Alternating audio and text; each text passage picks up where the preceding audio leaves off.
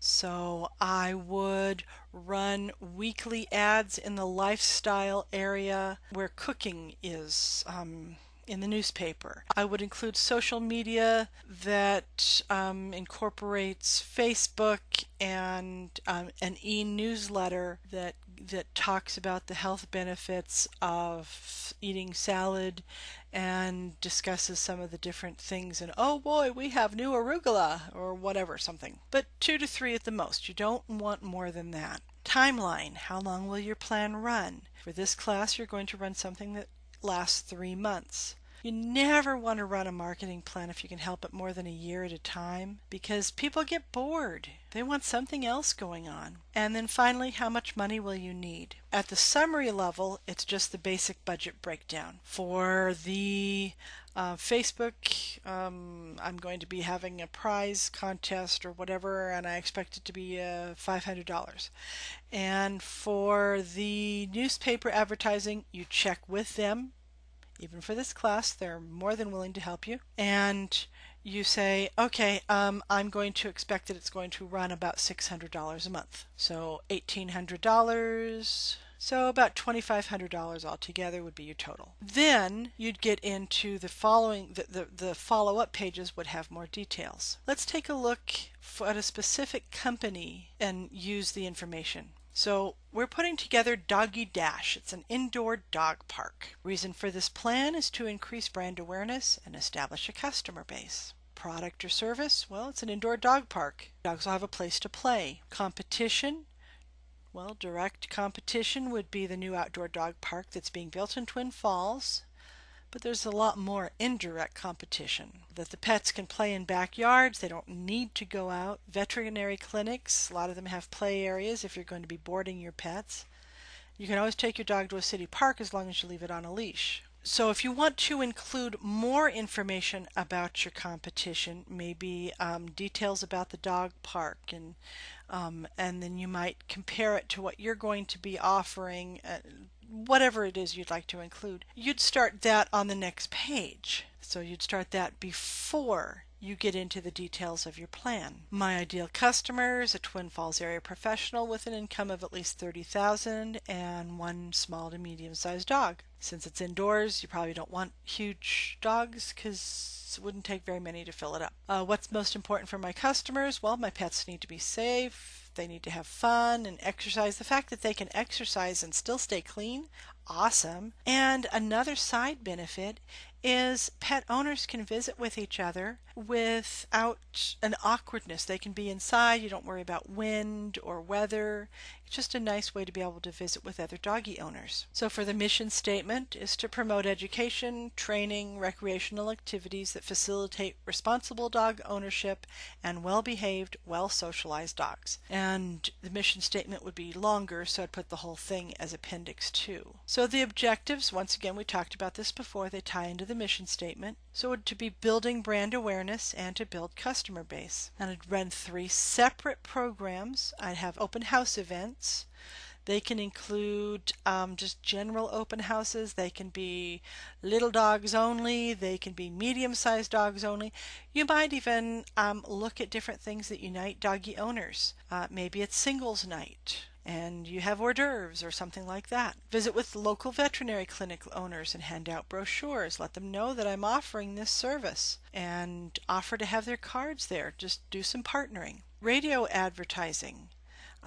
Run a regular series of radio advertising so that people are aware that I have this available and are more drawn to it.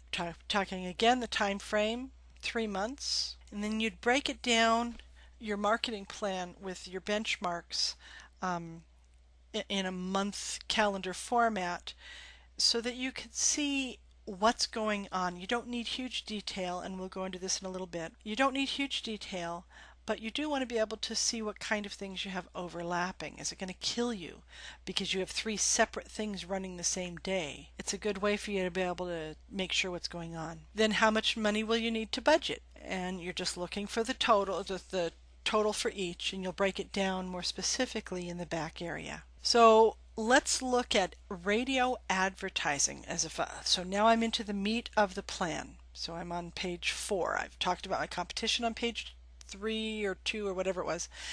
So now I'm explaining in more detail about my radio advertising that I'm going to be doing for my doggy dash park. I would include what stations I advertised with, who the contact people were that I worked with, what times of day the ads will run, what days of the week. Was it a price package that I was able to get? What's included in the package? What does it break down to per ad? What kind of a discount did a pricing package give me? Was there any benefit to it? I want to include a text copy of the radio ad so that I have that for reference. When the plan is complete and I've had a chance to hear it on the radio, I would want a recorded copy of that ad so that I would have it for my reference. I would include a paragraph or two discussing the goals that I have for radio advertising, that I'm using this to be able to build brand awareness, and I'm also going to be offering people an opportunity. If they mention KXYZ, then when they come in they get $1 off their visit, or whatever. Discuss what you're planning to do and how you're planning to do it. Speaking of $1 off, how will you measure return on investment? Are you going to ask each customer, how did you hear about us, and then track the details through them? Are you going to offer some sort of a coupon incentive that every time someone returns that specific coupon, you'll know what kind of a return, what kind of response you're getting for that specific event? What are the details that apply? And the more that you can provide for yourself as far as the information for each marketing event or process program that you're planning to implement, the more it will benefit you in the long run when you need to go back to it. Brochure advertising. You're going to include a mock-up of your brochure in the appendix, and then after you've completed and after you've printed the brochures, then you would include a copy of the printed brochure as well, so you'd have that for reference. You discuss how you're going to distribute it. Well, there are 24 veterinary clinics, an animal shelter, and the Chamber of Commerce. You're going to do this for that and this for that, and in exchange you're going to encourage veterinary owners to offer classes and training sessions through the doggy school or the doggy play area, and give them the opportunity to advertise their own business. So the more that you can include, the better. And once again, how are you going to determine success? Is there a coupon in the brochure? Is there a list of classes that you're going to be offering? And